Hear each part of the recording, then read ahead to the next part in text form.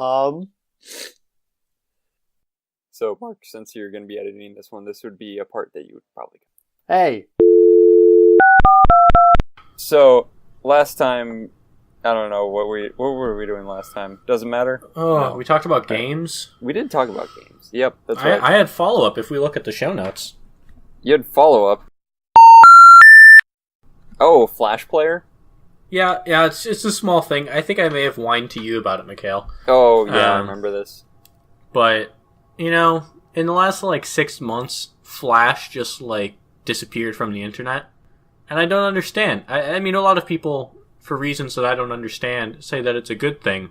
But all that I know is the only thing that Flash ever did for me was make the most wonderful in-browser games that I grew up playing. And now they're all gone.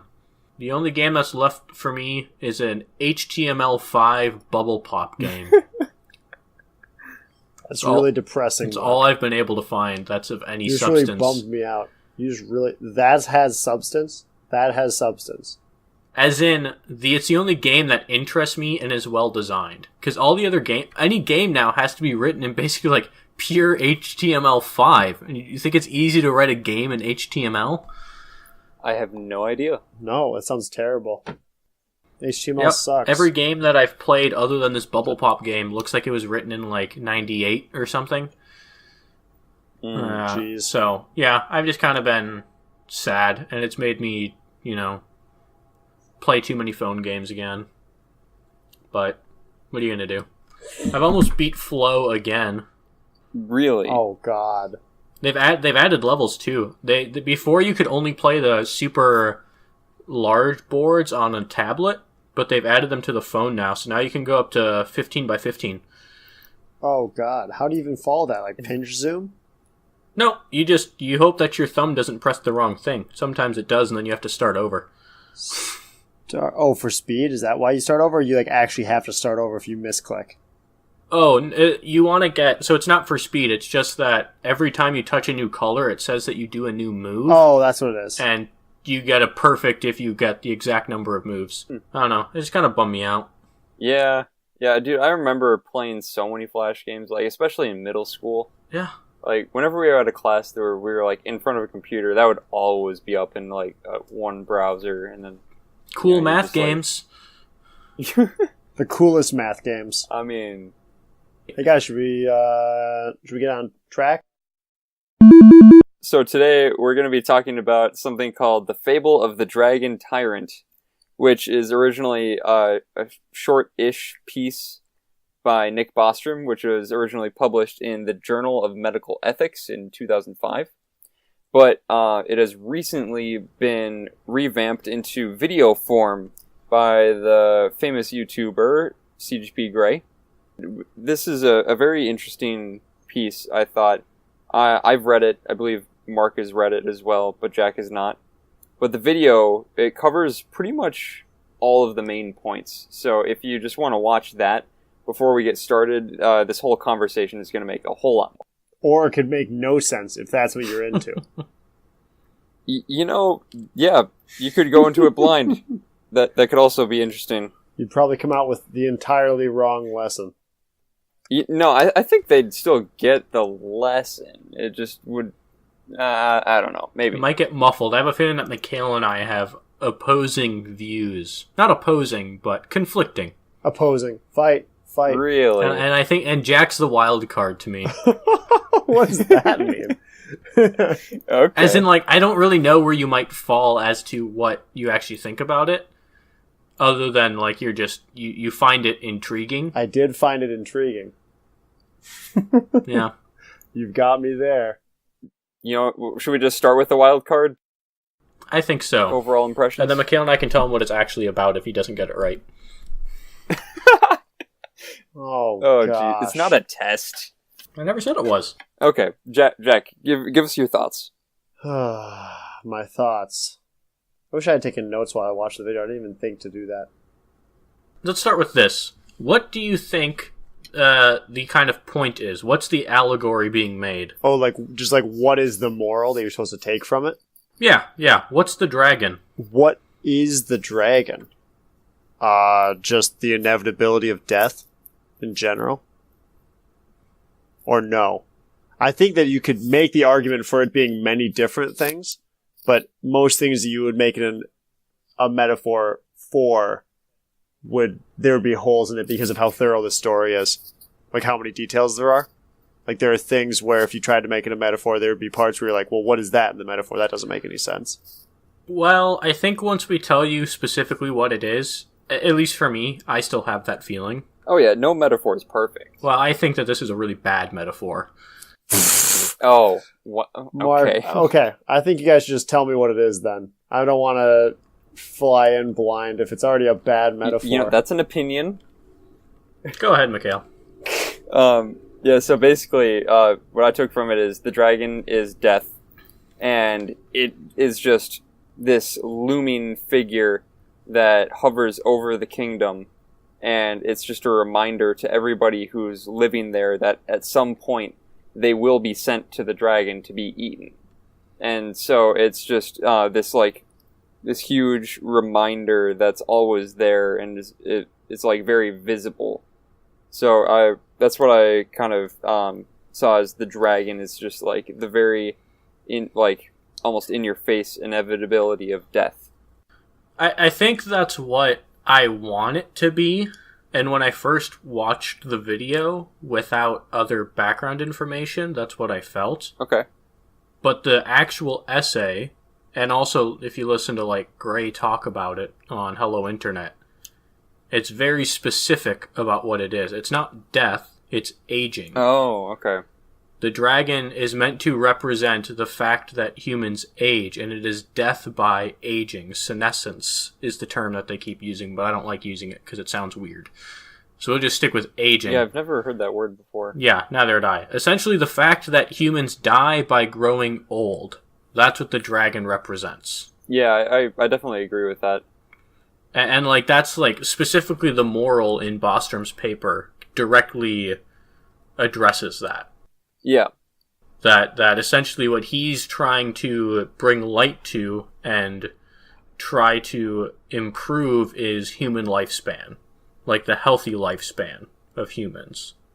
Yeah, I really like that in the paper he made that distinction between just prolonging life, and because you can prolong different parts of your life, and a lot of what medical advances have done is they prolong the end of life. Like when you are already old and you know probably have a bunch of problems with your joints and eyesight and hearing and such, he was focusing more on like how do you extend the healthy part of the life.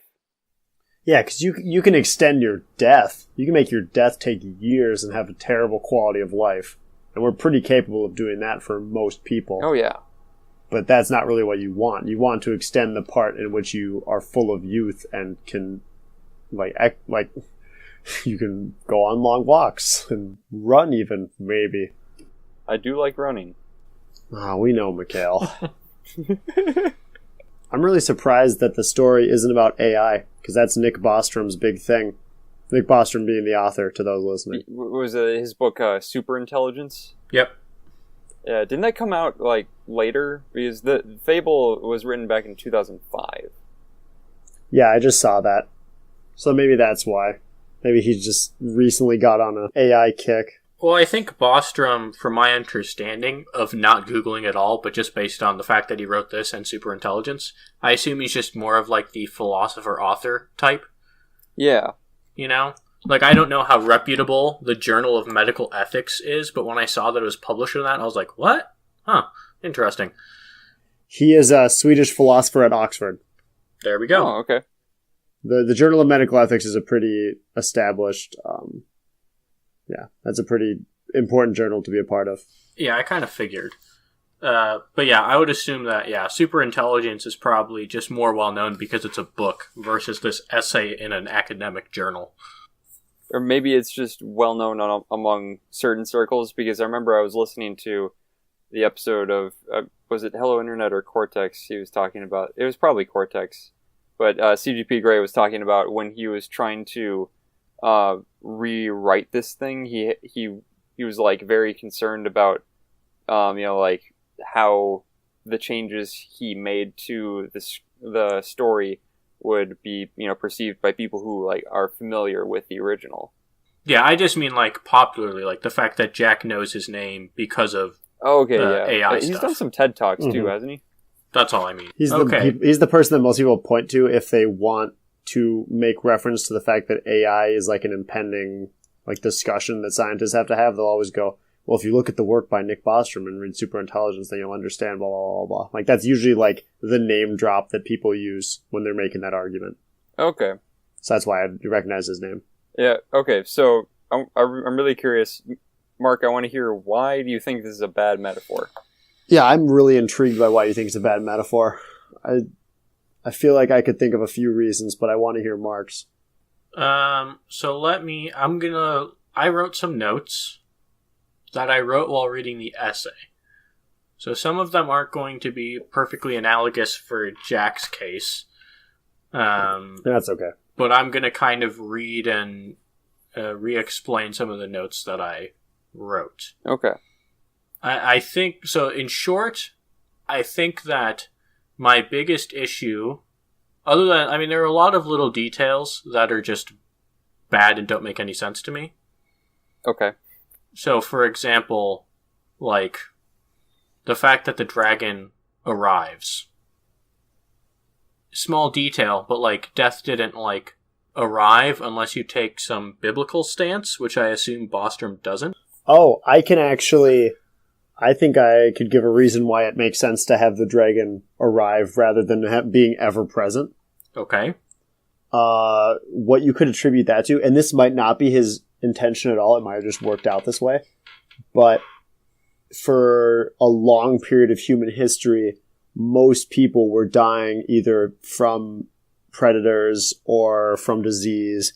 Like there wasn't like, people did grow to be very old, but I think commonly almost nobody died of old age. So you could see aging and dying from the effects of age as almost like a first world, like new age of humanity problem. Like obviously there were people dying of old age even like a couple thousand years ago, but in the grand scheme of human history, it was a more recent problem for more people. Okay, I'm on board with that. I'll accept that. Nice. I think the issue that I have then is both the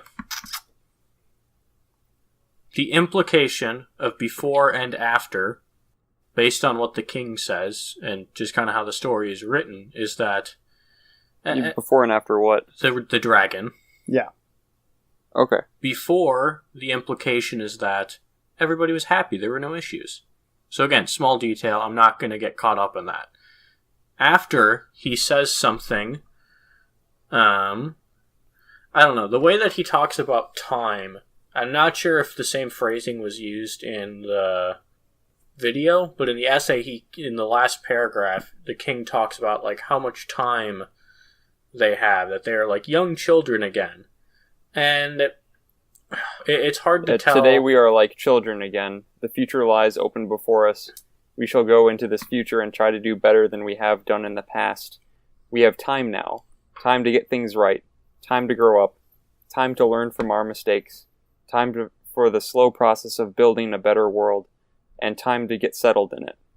Yeah, and I think that the biggest issue that I have with that phrasing, maybe it's just the sort of, I'm not accepting the long-term view of it, that it almost seems like a near immortality that's being discussed there. Like, almost like elves, versus there is some sort of, I believe, essential decay to humans that is inevitable. Just like our bodies and everything. And I just feel like there's only so much that can be done as far as improving our healthy lifespan.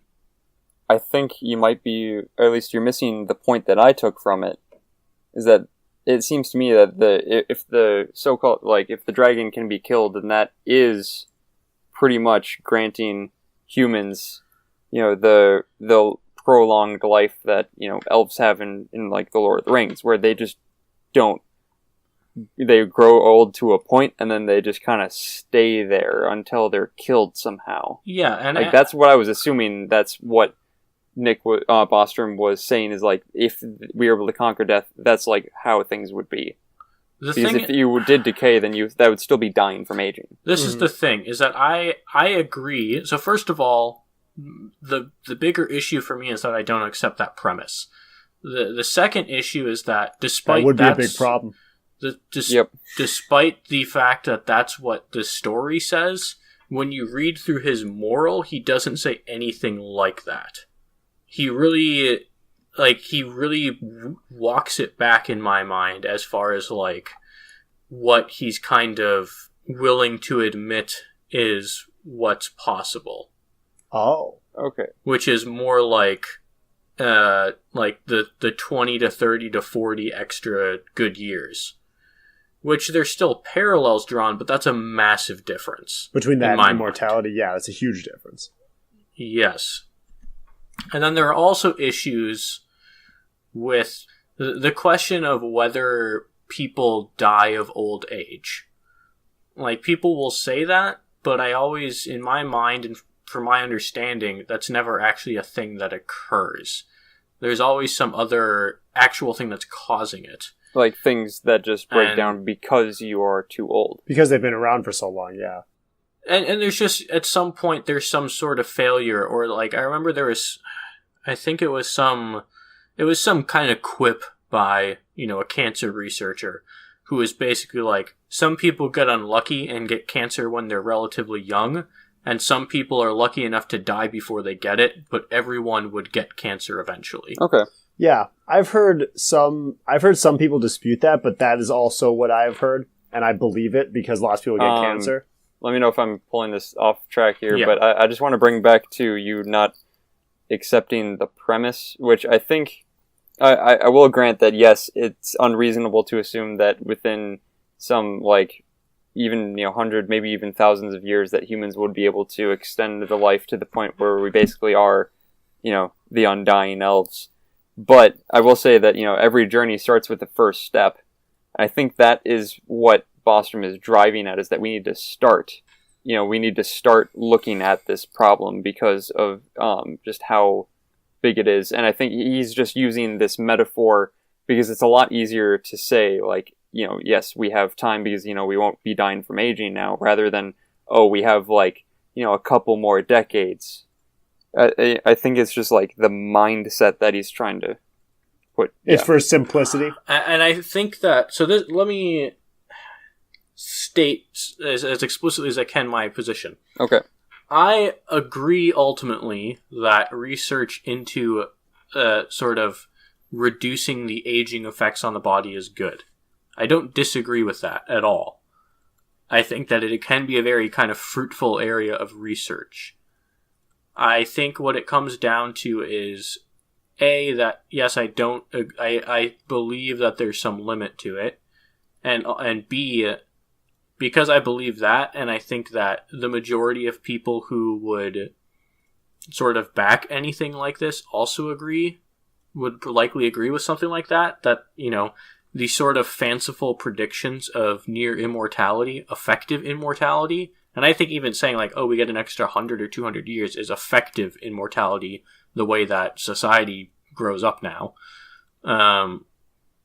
Compared to right now, that is very and I think that makes sense. This sort of a story, if you were to present it to non sort of medical philosopher type people, or people like, we're entertaining this because we have, our skin in the game is like, it would be cool to live longer, but none of us are going into like medical research, and we just like thinking about these things. But the people who are in charge of dealing with this sort of stuff, I think that a story making as grand of claims as what's going on here does sort of a disservice to the possibility of anything actually being done. How so? I think that it's making too broad of a claim, and I don't know, it's hard for me to put my finger on it exactly. To me, it just feels like, there are certain bodies in charge of funding, and if you were to sort of make the broad argument that's being made in this video, in this paper, to those sorts of people, you're going to have a real tough time if you try and put it in as long of term as this. If you can put it in a shorter term and sort of bring it down to ground level a bit more. And sort of, if you take the dragon and say, okay, instead what we're going to do is that we're going to make sure that the dragon only needs to feed once a week. That's what we're going to start with. Sort of a thing, you know? Uh-huh. So slightly prolong things, if that makes sense. Rather than the extreme stance of it completely going away. What seems to be like, we're working towards immortality. And that's like, the people who are worried about this, like, A, that's a big investment for the future when we have a lot of things to worry about now. And B, that doesn't sound reasonable, you know, to the... Yeah, it's counterintuitive. Yeah. And I'm not... I see what you mean by when you said your points were nitpicky. Yeah. Like I said, I ultimately agree with like the fact that it is a fruitful area of research. I'm thinking of it more of from the perspective of reasonably, we don't have one king that needs to be, wooed by a young boy yelling out in the crowd. And this was actually another note that I wrote. I wrote precisely this. I wonder if Bostrom is trying to put himself as one of the characters, such as the young boy. If so, that sounds really bad. Okay. Oh, I kind of doubt it. I don't that he's like the canary in the coal mine that's trying to like be the first voice convincing people to care about this. Is that kind of what you mean? Yeah. So, I mean, this is the thing, is that I believe that if he's making a metaphor and he does something that specific, there's a reason that he's making it. I even if I don't see every reason for the metaphors that he uses, I want to believe that if he's trying to do a good job, there is if you read the essay especially, it's like very, like, especially for a guy who's into philosophy, like, they have good writing chops, they have good communication chops, and the way that this thing reads, you can tell that time was spent to be very intentional with what he did. Oh yeah. And to that point, I read everything in that light. I read things very critically as like, okay, what is this meaning? I assume that the people who went out to battle the dragon were, a bunch of fake sorcerers in the Middle Ages trying to find the Fountain of Youth or whatever. Oh, like what that's an analogy for? Yeah, but once we start getting to the more kind of modern era, he says that, let me try and figure out, he says where he thinks that we are sort of in the story right now. Yeah, we are therefore at a stage somewhere between that at which the lone sage predicted the dragon's eventual demise and that at which the iconoclastic dragonologists convinced their peers by demonstrating a composite material that was harder than dragon scales. Which I think that's a fair classification of where we are right now. So then it made me think, given that that's where he's saying we are, obviously he's not saying he's the young boy, and there's only so many things that, work beyond that sort of analogy where he's trying to put it somewhere. But then I was wondering, like, okay, who's the sage that predicted it? So I just got to bring this up. I think you're just taking this too seriously. It's a fable. I think he wrote it to be very serious. No, I think so too literally. That's what I'm saying. I think it's a fable, and I think the point of the fable that he's writing is to try to show some sort of moral, just like any other kind of fable. It's written in a sort of fanciful manner to get a point across. So you don't need to break it down and say what is every single little thing about. I think the more important thing is that, what are the overarching takeaways from this? What I find interesting about this is meta above the meta we're already going. Oh, okay. Is that you, Mikhail, yes, are normally the super nitpicky. Let's find where this analogy breaks down so I can show you why it doesn't work. And this one you're turning a much bigger blind eye to because it has the word fable in it. And that's fine. It's not like a big deal. I find it interesting that we're kind of switching the roles here. I was thinking the same thing just now. Yeah, and it's not a bad thing. And I agree that I probably am taking it a bit too literally, and I'm capable of viewing it on the outside. I just said that, like I said, I have the nitpicky notes that I made, and I just wanted to sort of address them a bit. if I could. Yeah, sure. Okay. Well, I thought it was good. There were some nice animations. Jack, do you want to elaborate on any of the things that you saw in here? Well, I understand that the dragon dies. Spoiler to anybody that didn't watch it. The dragon dies at the end. And I think the abruptness with which the dragon was vanquished it kind of breaks the analogy, at least in my mind. And that feels like one of Mark's nitpicky points, but at the same time, part of his entire point is that it's like a long process to get here, but I feel that the analogy would have been better if over the course of, so it takes them 12 years to make the rocket, right? That's what they end up saying. It takes 12 years to make the rocket.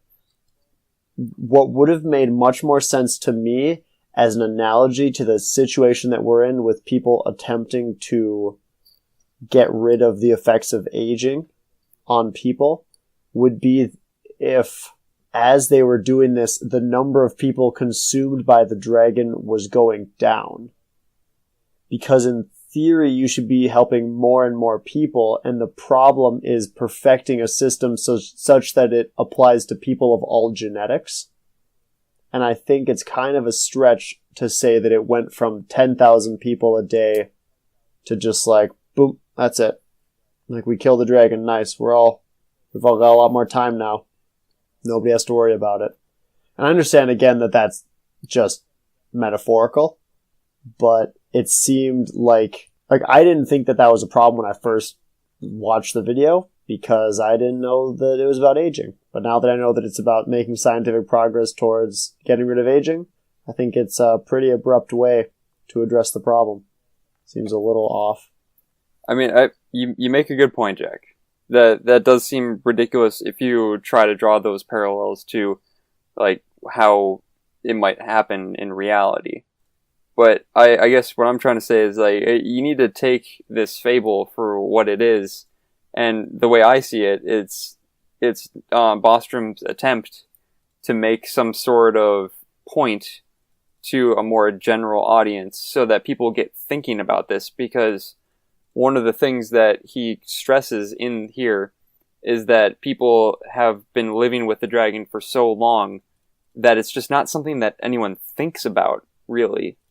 It's like, it just seems so impossible to even consider getting rid of the dragon that, nobody puts, it's just not something that anybody considers. So I think what he tried to do with this is just to get people thinking about it. I agree that was his intention. I'm not saying that it really matters that I have a problem with it.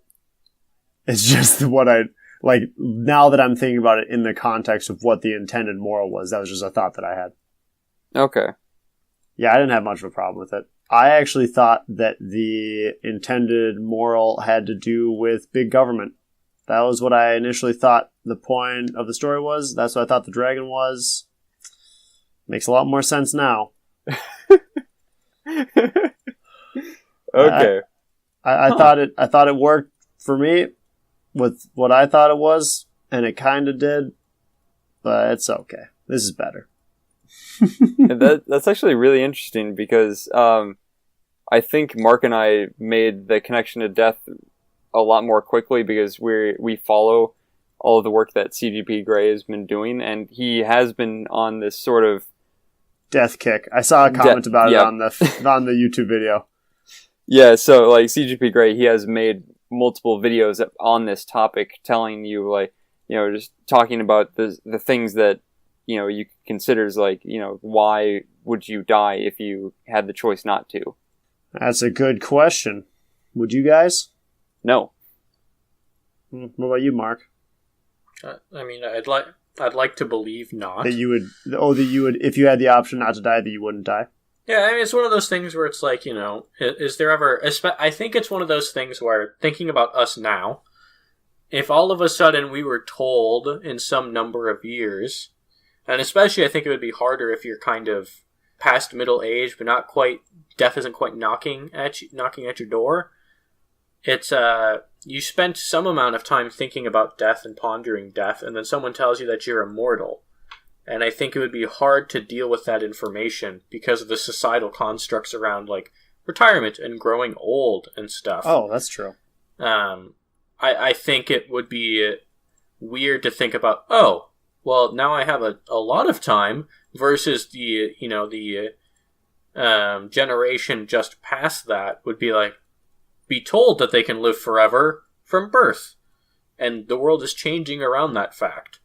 Versus, I think the interesting part would be at that transition period. True. Where there are definitely people, I'm sure Mikhail, and I'm sure Gray would be the same type of person, where it's just like, yeah, no brainer. I'll find stuff to do. Oh, yeah. But for me, it's not an immediate yes. Not like I would be like, it would also be not an immediate no, because I could never be like, I'm going to consciously say, yes, I would like to die now. Because then it almost feels like suicide. Because you actually have the option. It basically is suicide. But also looking ahead and being like, oh man, that's a big time. That's a big chunk of time there, and it'll just be a weird situation to try and traverse through for the first 40, 50 years or whatever, however long it takes for things to properly transition to that sort of a mode. Yeah, I guess I'm really glad you brought up the societal pressures and institutions that have been developed around death, because that's one of the things that Bostrom brings up is specifically all of the, I guess you could think of it all the jobs, but also all of the tax money that goes to trying to fund all of these institutions that we have set up because of death. We have hospice care and more generally just healthcare and retirement and social security. All of these things exist because of the fact that people age. And let me just find it, because there was a statistic in here about 1/7. Yeah, 1/7 of, what is it, just the U.S. Of GDP. Yeah, 1/7 of the GDP goes towards death-related things. It's a big number. It is. He says healthcare. Okay, healthcare. Oh. Okay, so I guess, yeah, that wouldn't entirely go away if death prevention. Overall death prevention, not necessarily related to aging. That's what we can go with. Sure. Yeah. And I gotta say, I think it would be very interesting to see what society as a whole, and I guess the economy could do if those institutions suddenly became, or I guess probably gradually became, just obsolete. Thank you for giving credence to my nitpicking, Mikhail. You're welcome.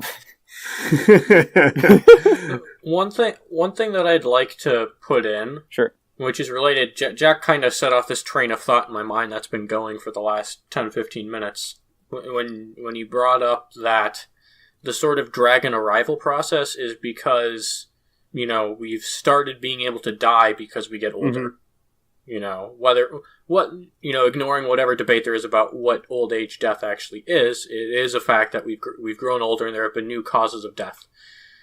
But what that makes me think is, A, this sort of research doesn't fix other problems in the world. I think it's a very, I guess, a privileged view of healthcare research, medical research, to talk about this, when so much, especially if we look in,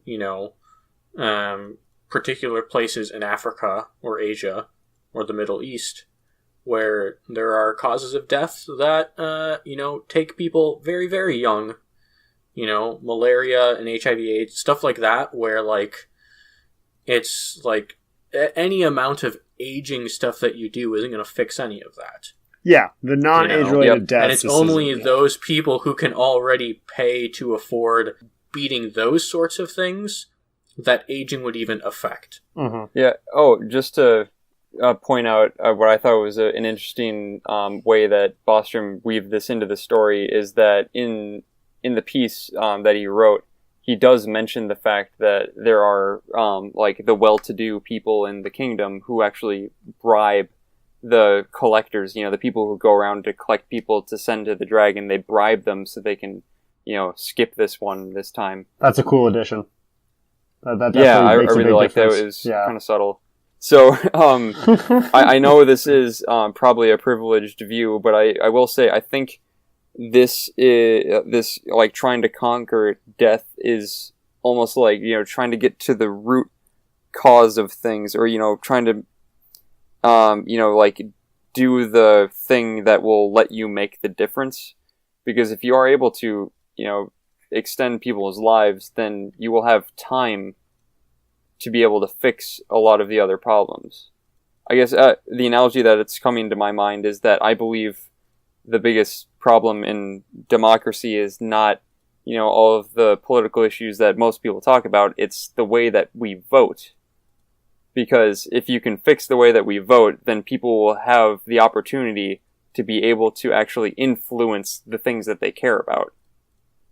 Change it how? What do you really mean by that? I'm just not sure I get what that's supposed to mean. Like, specifically about voting, you mean? Yeah, like, what do you mean by change the vote? Like, what would you improve about how voting happens? Oh, well, if you can adopt some sort of system that is more robust against the types of corruption that you see, like gerrymandering, or like there are certain types of voting that would eliminate the concept of flyover states. Yeah, like, I know there are ways, I'm forgetting the exact names of them, but if we did vote in a way that isn't just, whoever gets the most votes wins, if you're able to change the system of voting, then that will provide a better system which is more conducive for people to actually, get what they want. Okay.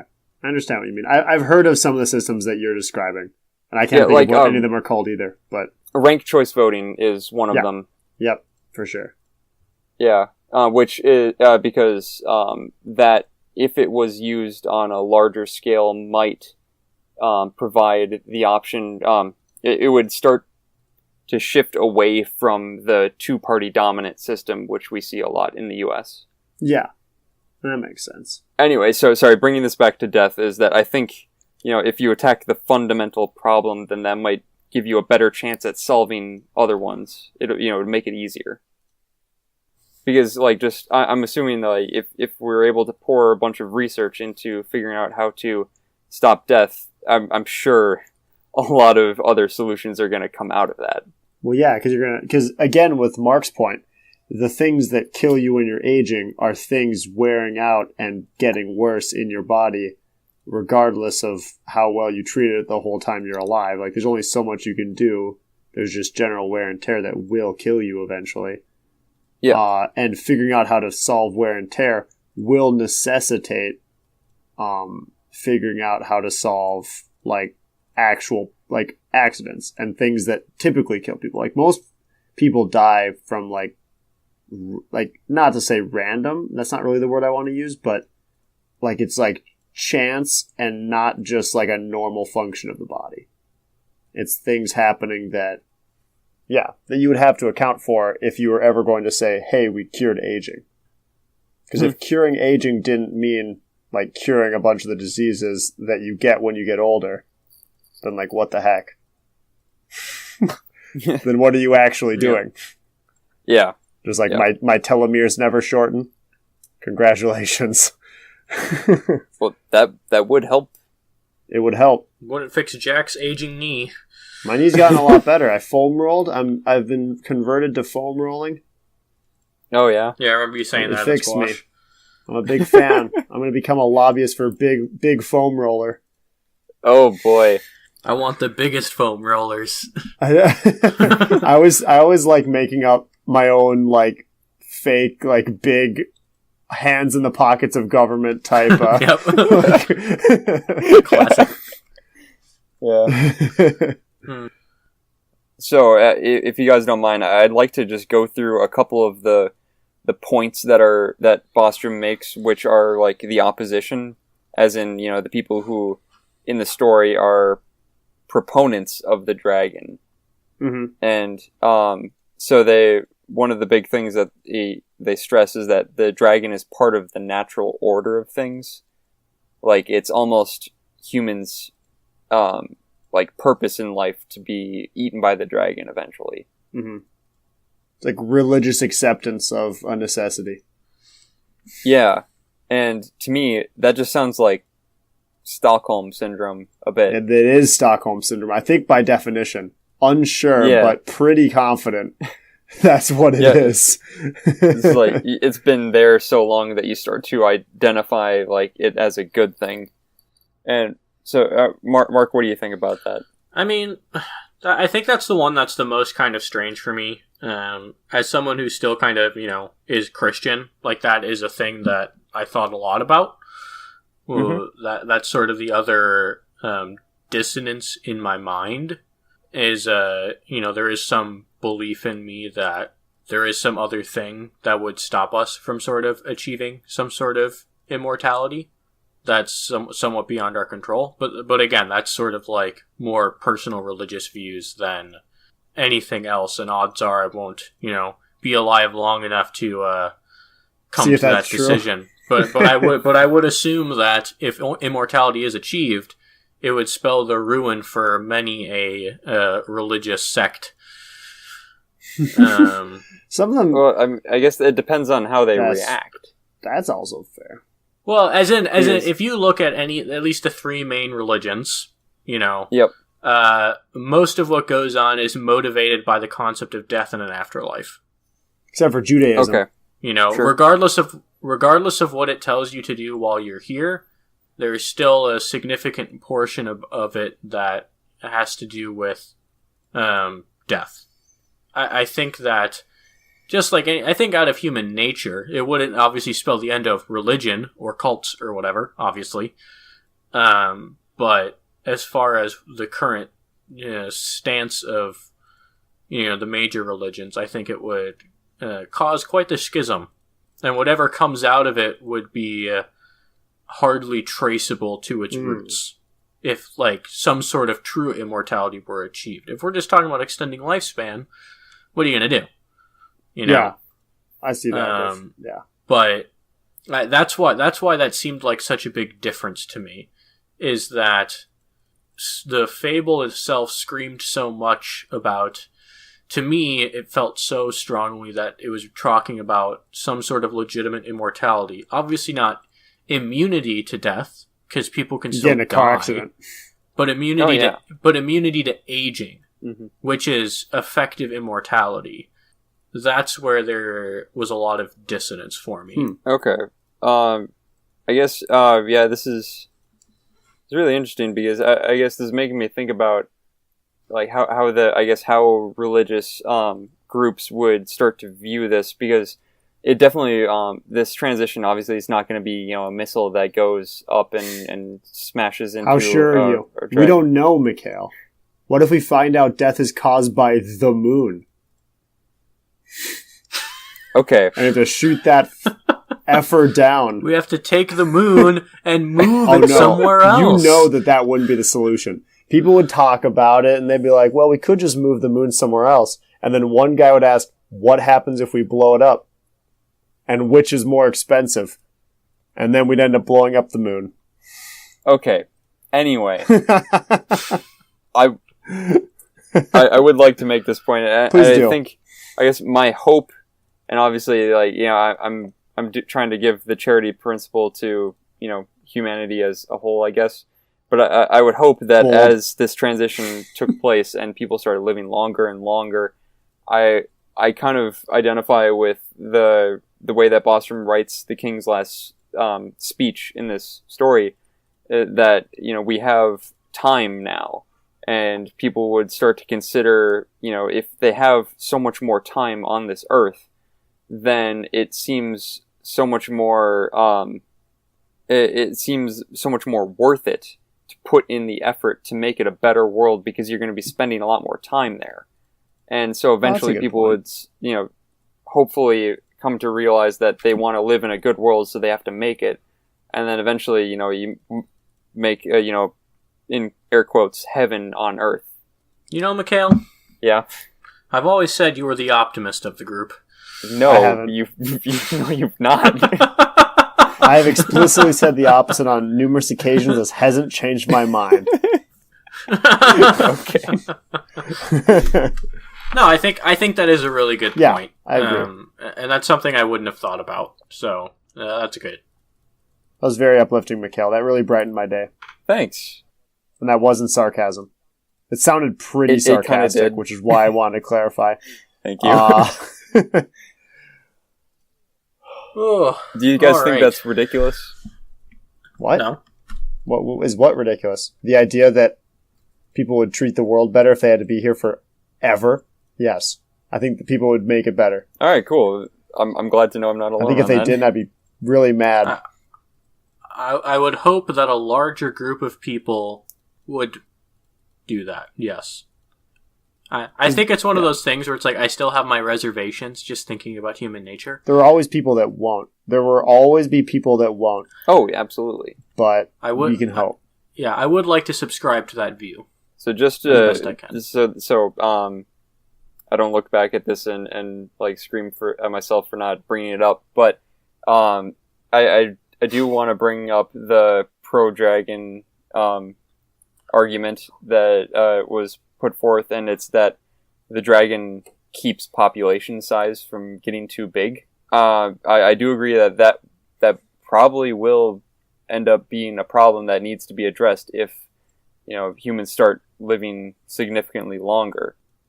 It's so far hasn't in most Western super developed countries because birth rates drop. I understand in the extreme case in which there's actually like a significant reduction in percentage of people that die per year because of like actually getting rid of aging. If we're talking about like the really long-term example where like we basically cure every disease that's not super, super rare and people live for like 150 years, then maybe. But as countries develop now, their birth rates drop substantially. Okay.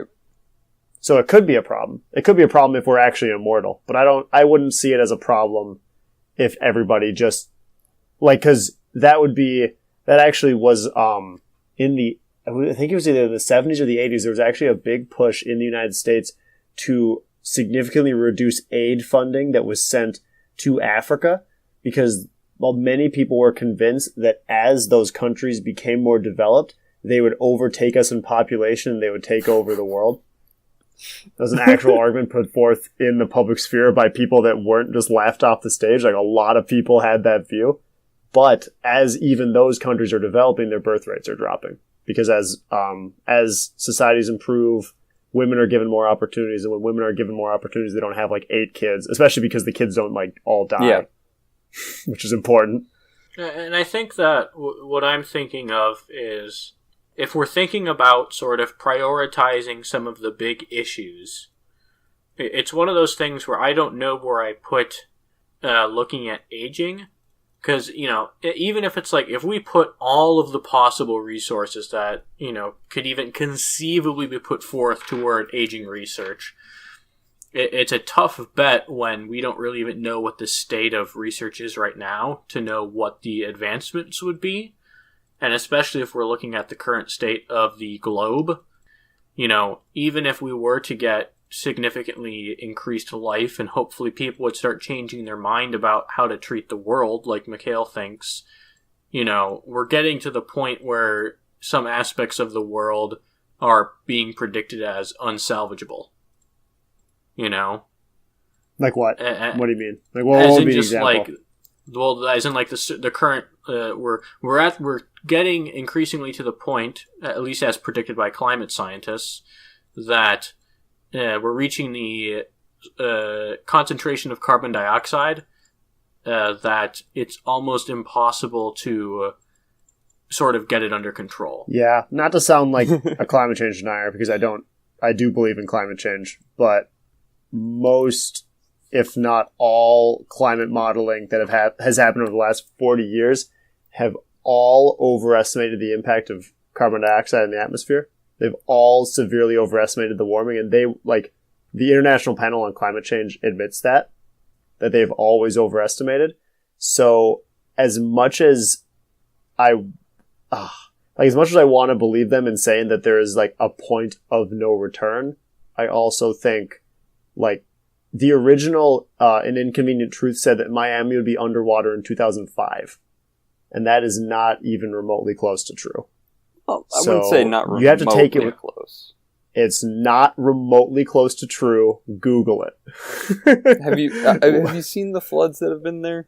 It's ridiculous. Well, there's a difference between a flood and it being physically underwater all the time, regardless of tide, because of sea level rise. Because that was what they claimed. I'm not trying to say that climate change isn't a problem, because I agree that climate change is a problem and it should be addressed. Yeah, it's happening a lot more slowly than many people Yes, think. I mean, there have been big pauses in the warming that haven't been really accounted for by the models, and there's just a lot of stuff. And I'm not saying that doesn't mean that it isn't happening. It's just something that has to, like, it's part of how I justify being a little more optimistic about the future. It's just like, it'll probably be okay until I think it'll be one of those things that everybody is upset about for a long time, and it'll end up being just okay enough that we'll make it through just on the bat. Like, the technology will come about regardless, and because of that, we will address the problem, but we won't have addressed it as quickly as, not alarmist has a really bad connotation, but people that were like at the forefront of pushing for legislative change.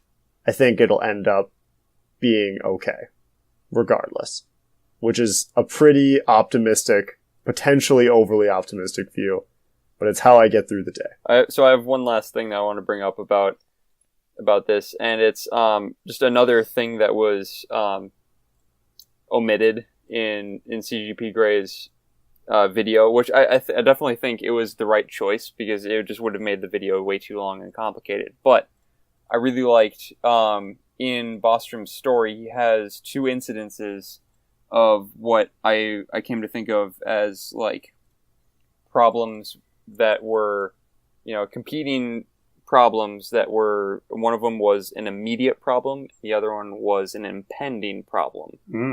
And so the example that is given is that at one point the kingdom is preoccupied with fighting a tiger that has come into the farmlands and killed a farmer.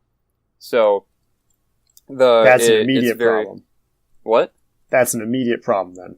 Yeah, exactly. So it's an immediate problem that it was violent. Everybody's all up in arms about it because it's, it's very in your face. So they send, a bunch of their resources to go hunt down this tiger, and get distracted from, the looming dragon on this giant mountain. And then something similar happens later where a village is suffering from a rattlesnake infection. So everybody's upset about the rattlesnakes because they're right in their village. But again, that's an immediate problem, distracting them from the impending doom that's sitting on top of the mountain outside the kingdom. Was his point that you shouldn't... I'm sorry if I'm interrupting you, but was his point that you should not care as much about the immediate problems, or was it just like just additional commentary on how complex the issue is? I think it was additional commentary. The way I read it is that it's very easy to get distracted by a problem when it's so immediate. So I think, there's probably some examples in the news, but I haven't really been following it lately.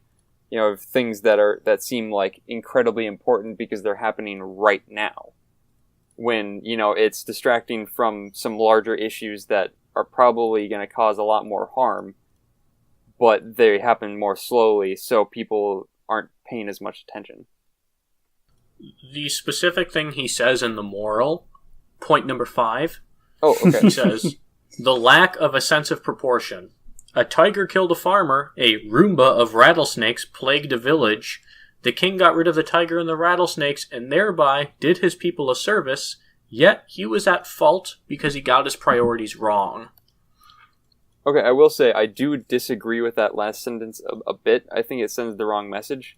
I think the king was right to try to get rid of the tiger and the rattlesnakes, but I think his point is that it was distracting him from a bigger problem. It's not like, if a rattlesnake, infestation comes into a village, it's not like you drop everything to go deal with that.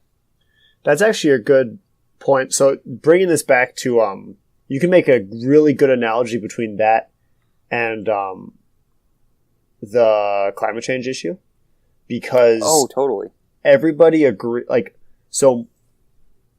Virtually everybody should agree that climate change is happening, and there's a big spectrum of what people think should be done between nothing at all. That's one extreme, and then a complete, tomorrow we basically turn off everything that produces carbon dioxide. We need to completely revamp how we get energy. And you could see that latter group of people, the people that are addressing this impending issue, very, very quickly. You could see that as being very responsible. But one huge counterargument to that is that you have all these developing countries that are making the shift from worse sources of fuel to something like coal or natural gas. And if you are going to restrict their ability to do that, you're going to perpetuate poverty that is very, very horrible in a lot of these countries. And so you have to weigh the options between, well, do you deal with the immediate problem of more than 1 billion people on Earth living in abject poverty, or do you decide for them that you'd rather protect the Earth? And that is something that needs to be discussed by a lot of people. And I want to say, both of those are very serious problems, but you have to weigh them for what kind of problems they are. And I think the poverty one is a little bit of a stretch of example as an immediate problem, because obviously it is affecting people immediately, but so is, things that are happening with climate change. How immediate is that compared to starvation, though? But I mean, people are able to live in abject poverty. I'm talking, I think I would think of this more like, if somehow a nuclear reactor erupted and then everybody's all up in arms and wanting to dismantle and, make sure all the nuclear reactors are safe, when it's that's not a huge problem. And, obviously it needs to be addressed, but you don't need to throw out the baby with the bathwater. Mark, thoughts? No, not really. Okay. Jack, have you ever seen Pardon the Interruption or something like that? No. Okay. It's an ESPN show where they have a topic and they get a minute to talk as much about it as they can. Oh, yeah. I know what you're talking about. Okay. Yeah. So, something in the 30 seconds to 60 seconds, however much you can get in. If you don't feel like you have much to say, that's fine. We can edit things. If you don't feel like you have much to say, just pass it to the other person who didn't ask the question. Sure. I'm really excited to hear your examples of hot takes. I want to hear how specific they are. I want to hear what you have to say about souvenir pennies. Oh my gosh. So already we lose money when we print pennies. 1 penny's worth of material costs more than a penny. And now you're going to tell me that you're going to create individual lines of souvenir pennies. Or are you talking about the machine where you crunch up a penny into a different kind of thing? I was thinking the latter, but it's open to interpretation, whatever you want to do. So on the first topic, I clearly have some pent-up animosity. I hate inefficiency and the idea of making entire lines of alternative pennies. I guess this is more along the lines of state quarters. I was picturing a state quarter interpretation of souvenir pennies. But I also think that a fancy machine that squishes a penny into no longer being usable currency is a pretty funny thing. And I would never do it. I think I've done it once. I think I was 8. It has never appealed to me. Just squish a penny into a rounded ellipse. Good. I like that. I like it. Yeah, that's what I had in mind. Just a rant. Oh yeah. That's what hot takes All are. right. So I'm asking Mikhail. Mikhail one. Mikhail? Oof. Mikhail. Yes. What do you think about Scissors with specific handedness. I think I don't like it. I gotta say, I really don't like it. Okay, I guess I don't use scissors all that much, but when I do use scissors, or when I'm buying scissors, I make sure that they're ambidextrous, because why would you even have it? Just make it flat, alright? That's what I'm talking about. So you can use it, a left-handed person can use it. It's like, does the handedness really increase comfort all that much?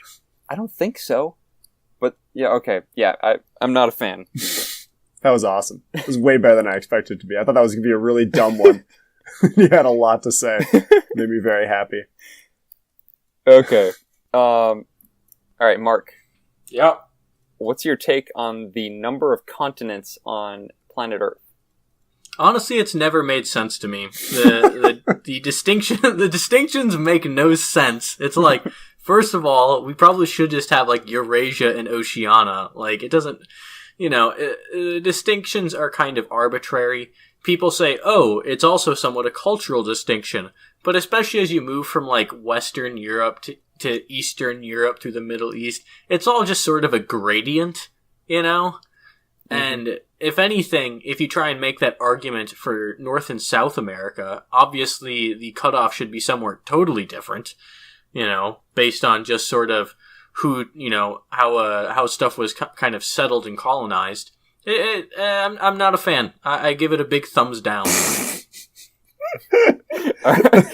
So, how many continents are there? How many continents are there? I mean, there are 7. There should probably be like 4. What would the continents be? There should be America, Eurasia, Oceania, and Antarctica, and whatever the North Pole consists of can just kind of be combined. I don't think the North Pole needs it because they have no people. So who cares? Antarctica doesn't really either. It's not like people don't live Antarctica there. Has penguins, and penguins are more important than people. There are polar bears in the Arctic. That's true.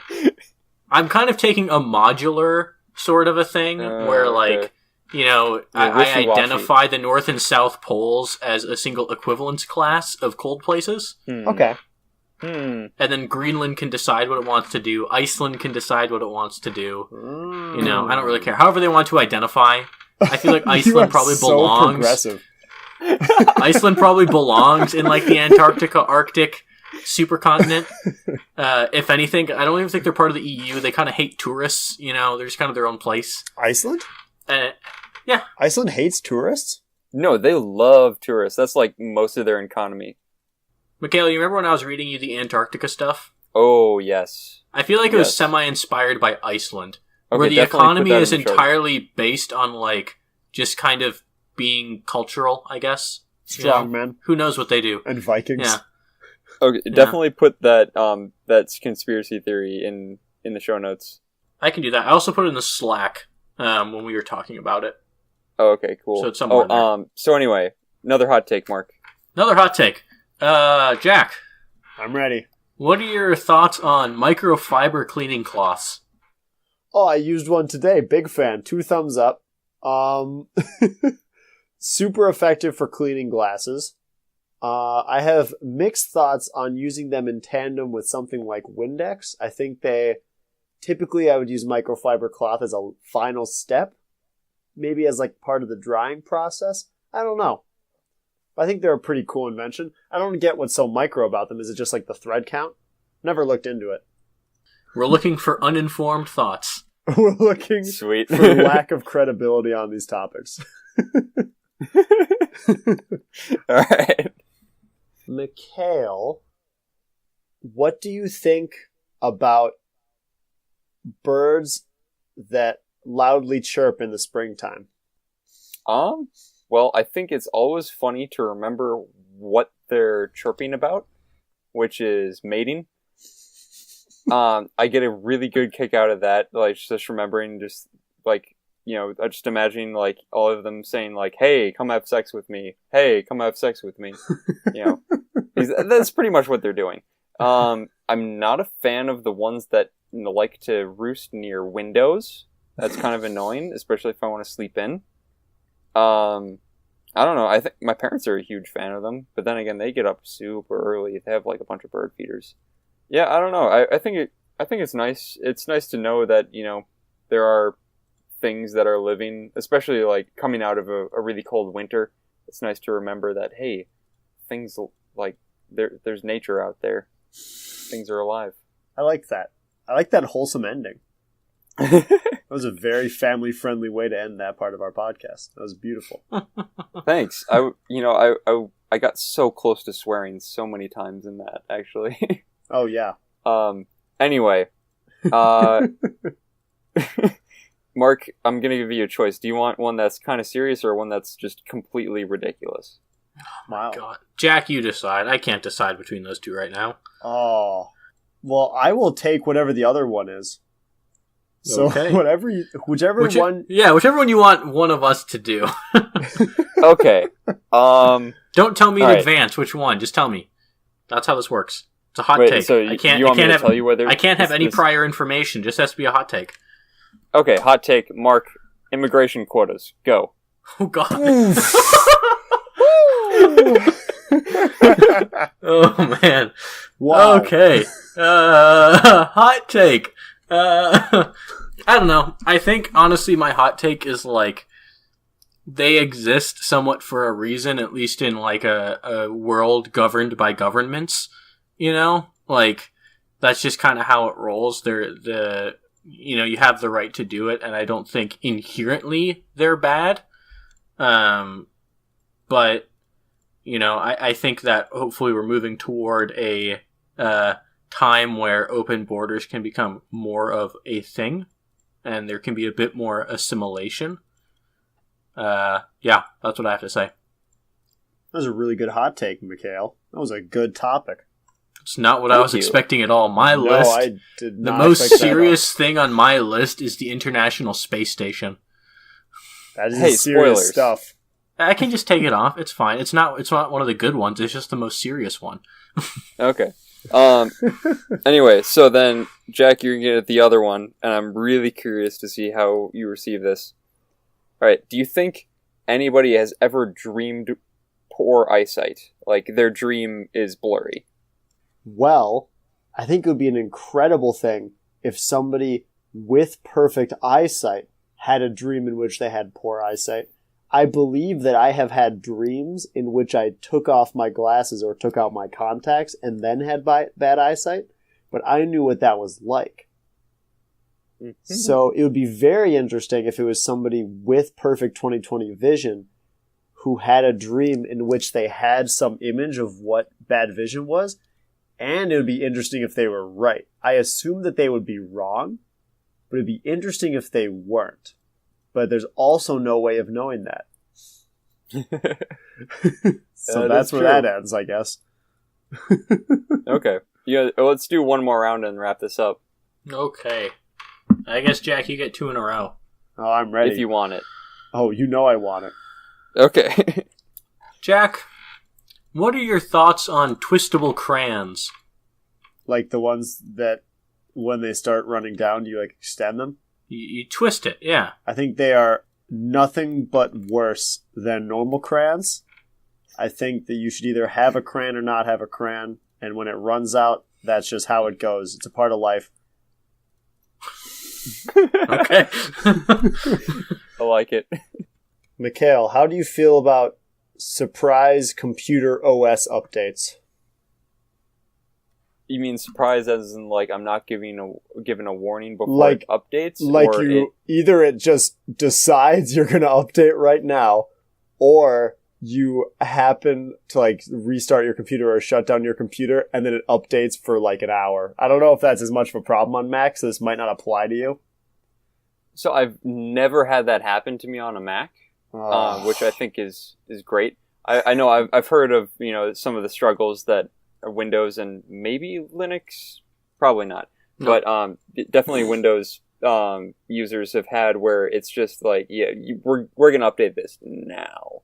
Mm-hmm. I think there's a good reason for both approaches because, for one thing, I can tell you I've definitely clicked the remind me later on the update bubble so many times. And Mhm. yeah, I guess I can also turn those notifications off. I should do that. Anyway, but I know like if they're trying to like phase out older versions of OS, that is a good way to do it. But it sounds like it would be super inconvenient if it just, like happened to restart and you're like, well, yeah, I need to use my computer now. I feel like there's got to be a better way to do this also, because the times that my computer tells me that there's an update, it's always inconvenient for me to restart the computer right then. Because it's usually like when I power up the computer and I turn on my computer because I'm going to do something with it. Mhm. But then again, how do you tell your computer that you're about to be done with something? Because that would be the perfect moment to ask if you're an update. It's like, hey, I'm going to shut down my computer now. It's like, wait a minute. You want to update some things and then I'll shut down? You're like, yeah, sure. I mean, I'm not using you. Go for it. See, I'm disappointed that this will probably be the first podcast that Mark and I will be editing instead of you, because now I'm picturing you listening back to this podcast in order to edit it, hearing yourself saying, I should change that setting, and then going, oh yeah, and then that's when you change the setting on your computer, because you're not going to remember by the time we finish this recording. Yeah, that's probably true. I've had to poop this entire podcast. Oh my gosh. Okay, all right, one more hot take, then we'll wrap this up. I'll make it hot. Okay, dude, this is going to be so hot. All right, Mark. Blackboards versus whiteboards. Go. Ooh. Not even difficult. Blackboards, always, forever. Whiteboards, it's just like the marker gets on you and it's more obnoxious to get off than chalk dust is. And, as someone who enjoys a dark mode, obviously white on black is far superior. It's a superior feel. Chalk doesn't run out quite as easily. There's just cooler stuff that you can do with it. It makes you feel all old and nostalgic. Always a chalkboard, never a whiteboard. Wow. That was so... You picked a topic you knew he was going to be very heated about, didn't you, Mikhail? Oh, yeah, definitely. That was so targeted. Holy crap. Yep.